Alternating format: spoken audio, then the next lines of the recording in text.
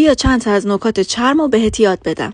طبق معمول طرح رو با پاککن خمیری کمرنگ کنید و من اینجا با شماره 362 کویلو شروع میکنم دورگیری کار و خیلی دورانی رنگ کردن تا هیچ لکی روی بیس کارم نیفته.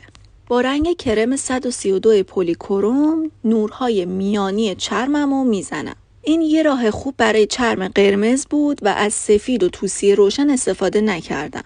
بعدش میرم سراغ شماره 225 پلیکروم که رنگ زرشکی هست و این قسمت ها رو خیلی خوب بهش عمق میدم.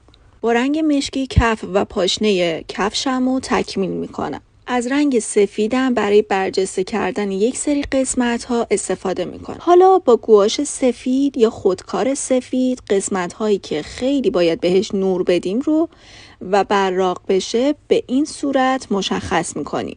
اگه بعد خشک شدن دوباره رنگ کارو به خودش گرفت 2-3 لایه دیگه هم استفاده کنید.